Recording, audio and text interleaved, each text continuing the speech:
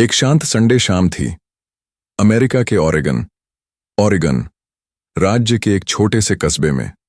सूरज अभी अभी पहाड़ियों के पीछे छुपा था और ठंडी हवा में मिट्टी और लकड़ी की खुशबू थी।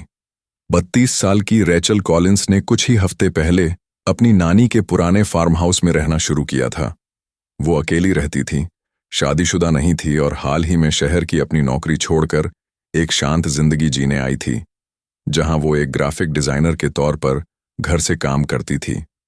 वो घर जंगल के किनारे पर था, एक पुराना 2 मंजिला लकड़ी का घर जो पिछले 10 सालों से खाली पड़ा था, जब से उसकी नानी की मौत हुई थी। पड़ोसियों का हमेशा मानना था कि उस घर में कुछ तो अजीब है, लेकिन रेचल ने इसे बस अफवाह समझा। शुरुआत के कुछ दिन बिल्कुल सामान्य रहे। सुबह पक्षियों की आवाज, शाम को हिरण घर के पास तक चले आते। लेकिन 7वें दिन से चीजें बदलने लगीं। पहले आवाजें आने लगीं, लेकिन वो आम पुरानी लकड़ी के घर की आवाजें नहीं थीं।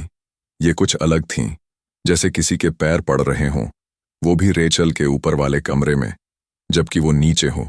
या फिर रात के 2 बजे कोई खिड़की पर धीरे धीरे दस्तक दे रहा हो। जब वो जाकर देखती तो कोई नहीं होता। उसे लगा शायद कोई जानवर होगा, तो उसने अटारी एटिक चेक की, लेकिन वहां सब कुछ साफ सुथरा था। धूल की एक परत थी जो कहीं से भी हिली नहीं थी। फिर एक रात जब वो लैपटॉप पर देर तक काम कर रही थी, तो लाइट्स अचानक टिमटिमाने लगीं। लैपटॉप हैंग हो गया।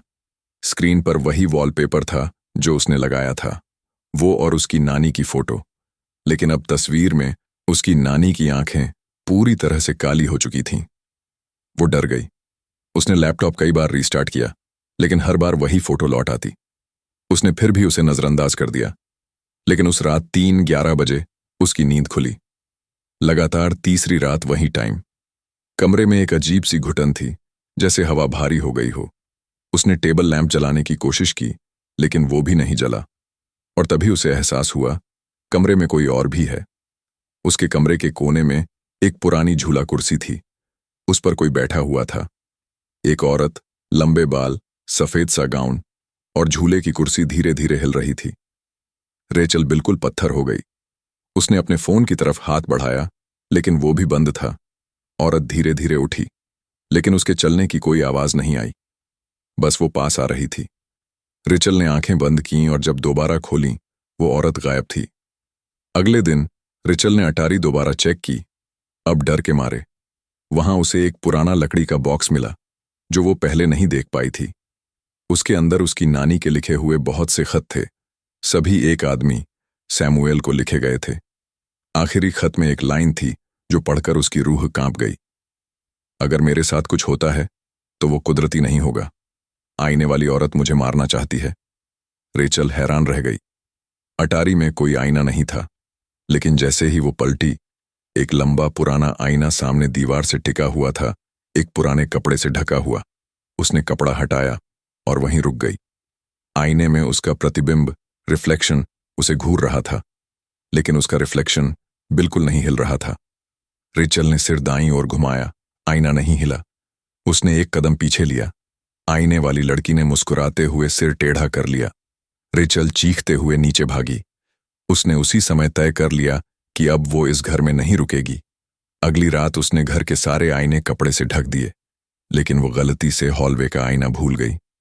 रात के 3:11 बजे उसकी फिर से नींद खुली। इस बार किसी आवाज से नहीं, बल्कि चेहरे पर किसी की सांस की गर्मी महसूस हुई। उसने करवट ली। कोई नहीं था, लेकिन बाहर हॉलवे में, आईने में, एक सफेद हाथ कांच के अंदर से चिपका हुआ था। 2 हफ्तों बाद रेचल ने वो घर बेच दिया और अमेरिका के दूसरे छोर पर जाकर बस गई।